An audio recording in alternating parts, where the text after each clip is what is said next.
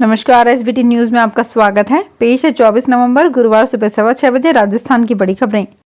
राजस्थान में ओबीसी आरक्षण विसंगति मामले को लेकर मुख्यमंत्री अशोक गहलोत का बड़ा बयान सामने आया है। मुख्यमंत्री अशोक गहलोत ने कहा कि युवाओं की मांग वाजिब है और युवाओं के साथ अन्याय नहीं होने देंगे। साथ ही मुख्यमंत्री अशोक गहलोत ने अपील भी की है कि कोई भी युवाओं को गुमराह करने का प्रयास नहीं करे।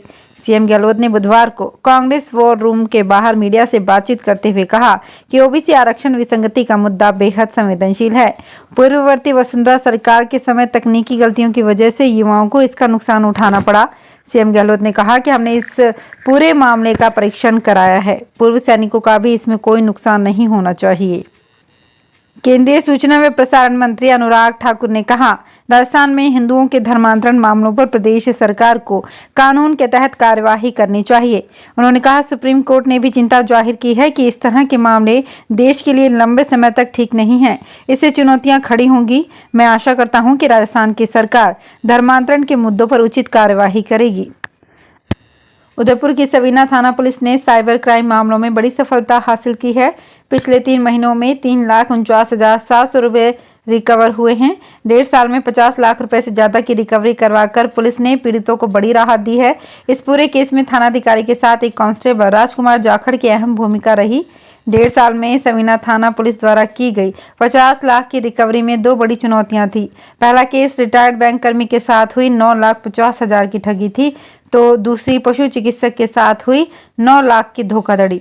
बैंक कर्मी के साथ हुई ठगी के वक्त तत्कालीन एसएचओ रविंद्र चारण ने टीम गठित कर हेड कांस्टेबल सुनील बिश्नोई और कांस्टेबल राजकुमार को जांच के आदेश दिए।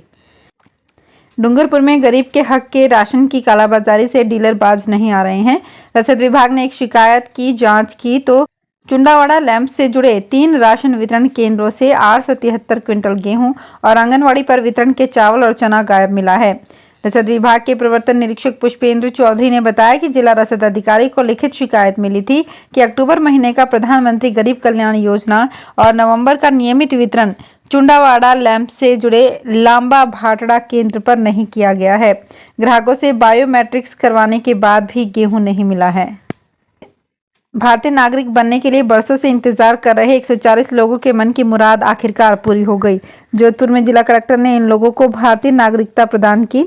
इन लोगों को वर्ष 1955 में बने अधिनियम के तहत नागरिकता प्रदान की गई है। सीएए कानून अवश्य बन गया, लेकिन अभी तक इसके नियम तय नहीं होने के कारण इसके तहत अभी तक पाक विस्थापितों को नागरिकता मिलना शुरू नहीं हुई है। जोधपुर में अभी भी करीब 14,000 पाक विस्थापित नागरिकता मिलने के इंतजार में हैं। सवाई माधोपुर जिला प्रशासन ने कोटा लालसोट मेगा हाईवे पर एक बड़ी कार्यवाही को अंजाम दिया। हाईवे पर कुस्तला व जीवनापुर गांव के बीच अवैध रूप से यूआईटी के गैर मुमकिन रास्ते पर संचालित होटल राम श्याम को राजस्व विभाग और यूआईटी की टीम ने बुधवार को सीज कर दिया। इसी के साथ ही होटल संचालक को 7 दिन में जमीन के कागज दिखाने के लेकर भी नोटिस जारी किया है। यूआईटी के कार्यकारी सचिव और सवाई माधोपुर उपखंड अधिकारी कपिल शर्मा ने बताया कि इसकी शिकायत जिला कलेक्टर को सतर्कता समिति की बैठक में की गई थी। इस पर जिला कलेक्टर ने जांच के आदेश दिए थे। पंजाब में माइनिंग मुद्दे पर पंजाब सरकार को हाईकोर्ट से झटका लगा है। हाईकोर्ट ने बिना पर्यावरण मंजूरी के किसी भी निजी ठेकेदार की खनन पर रोक लगा दी है। जानकारी के मुताबिक फिरोजपुर ब्लॉक 3 में चल रहे माइनिंग साइट्स का मामला कोर्ट पहुंचा था। निजी ठेकेदार ने कोर्ट में सरकार पर अवैध खनन करने का आरोप लगाया था। राजस्थान की राजधानी जयपुर में राज्य के फिजिशियन चिकित्सकों की 26 नवंबर से 2 दिवसीय 33वीं वार्षिक कॉन्फ्रेंस का आयोजन किया जाएगा। कॉन्फ्रेंस के आयोजन समिति के अध्यक्ष डॉक्टर GN सक्सेना एवं सचिव डॉक्टर पुनीत रिजवानी ने बताया कि ये आयोजन association of physics of India के जयपुर चैप्टर में किया जाएगा। उन्होंने बताया कि कॉन्फ्रेंस की theme empowering physician for holistic development होगी। केंद्रीय अल्पसंख्यक मामलात मंत्रालय के उप सचिव साबी अहमद खान को राजस्थान में अजमेर स्थित सूफी संत ख्वाजा मोइनुद्दीन हसन चिश्ती की दरगाह के नए कार्यकारी नाजिम नियुक्त किया गया है। प्राप्त जानकारी के अनुसार नई दिल्ली स्थित मंत्रालय के सचिव मोहम्मद नदीम ने एक आदेश में श्री खान को बतौर नए कार्यकारी नाजिम के तौर पर नियुक्ति दी है, जबकि मंत्रालय से ही जुड़े शादाब जैब खान भी नाजिम का दायित्व संभाले रहेंगे।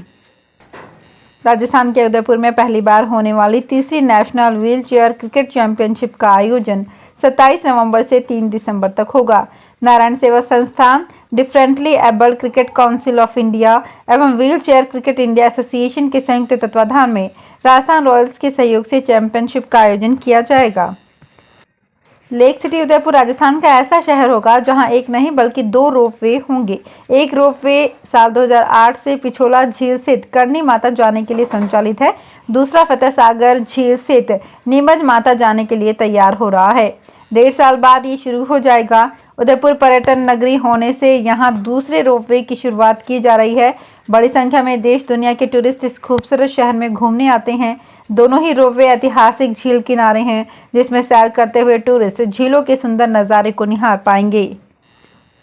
कोटा नगर विकास न्यास की ओर से कोटा दक्षिण के वार्ड नंबर 36-37 में विभिन्न मंदिरों का बिजली बिल जमा नहीं कराया तो KEDL ने इन सभी मंदिरों की विद्युत आपूर्ति बंद कर दी। इस कारण से क्षेत्र के कई मंदिरों में अंधेरा हो गया है।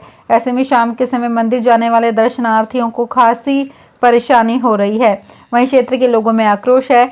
भाजपा के वरिष्ठ नेता विकास शर्मा के साथ पूर्व पार्षद बृजमोहन गौड़, पार्षद विनय जसवंत समेत क्षेत्रवासियों ने जिला कलेक्टर को ज्ञापन देकर मामले से अवगत करवाया। जयपुर में ग्रेटर नगर निगम महापौर पद से बर्खास्तगी को लेकर स्वायत्त शासन विभाग से मिले नोटिस का अभी तक महापौर सौम्या गुर्जर ने जवाब पेश नहीं किया है। DLV ने 7 दिन अतिरिक्त देते हुए महापौर को 25 तक जवाब पेश करने को कहा है, मगर महापौर इस नोटिस को लेकर फिर अदालत का दरवाजा खटखटा सकती हैं। इसके लिए विधि विशेषज्ञों से भी गुर्जर राय ले रही है। दरअसल विमला व्यास के निर्णय से नोटिस प्राप्ति से 30 दिन का समय दिए जाने का आदेश दिया गया है। सरकार ने खुद इस निर्णय के अनुसरण में ही सौम्या गुर्जर को पद से हटाने व अयोग्य घोषित करने का पुराने आदेश को विड्रॉ करने का कथन किया है। इसलिए उन्होंने DLB से जवाब के लिए 30 दिन का समय मांगा था, मगर DLB ने 30 दिन का समय देने के बजाय केवल 7 दिन का अतिरिक्त समय दिया है। ऐसे में महापौर इसी बिंदु को आधार बनाकर न्यायालय का दरवाजा खटखटा सकती हैं। राजस्थान में सर्दी जोर पकड़ती जा रही है और इसी सप्ताह कुछ जिले शीतलहर की चपेट में होंगे। उधर सीकर में फतेहपुर का न्यूनतम तापमान 4 डिग्री से नीचे आ गया है, जबकि चूरू 5.3 डिग्री सेल्सियस रिकॉर्ड किया गया। मौसम विभाग का कहना है कि जब 2 से 3 स्थानों पर तापमान 4 डिग्री से नीचे आता है तो शीतलहर का जोर शुरू होता है। ऐसे में शेखावाटी किसी भी दिन शीतलहर की चपेट में आ सकता है। उधर कहा जा रहा है कि आगामी सप्ताह भर तक आसमान साफ रहने से हवाओं की रफ्तार बढ़ेगी और तापमान में 2 से 3 डिग्री सेल्सियस तक की गिरावट दर्ज हो सकती है। बीकानेर में राष्ट्रीय उष्ण अनुसंधान केंद्र की ओर से आयोजित ICAR जोनल स्पोर्ट्स टूर्नामेंट 2022 का बुधवार को SKRAU खेल परिसर में उद्घाटन किया गया। समारोह में मुख्य अतिथि केंद्रीय भेड़ एवं ऊन अनुसंधान संस्थान बीकानेर के निदेशक डॉक्टर AK तोमर ने कहा कि परिषद अनुसंधान उपलब्धियों के साथ खेलों की दृष्टि से भी एक अनूठी प्रयोगशाला है, जिसमें वैज्ञानिक, अधिकारी एवं कर्मचारी सभी वर्ग सम्मिलित होते हैं। तो फिलहाल इस बुलेटिन में इतना ही। फिर हाजिर होंगे कुछ और बड़ी खबरों के साथ। अगर आप भी अपने आसपास की छोटी बड़ी और महत्वपूर्ण खबरों से अपडेट रहना चाहते हैं तो सब्सक्राइब कीजिए हमारे चैनल SPT न्यूज को और प्रेस कीजिए बेल आइकन पर।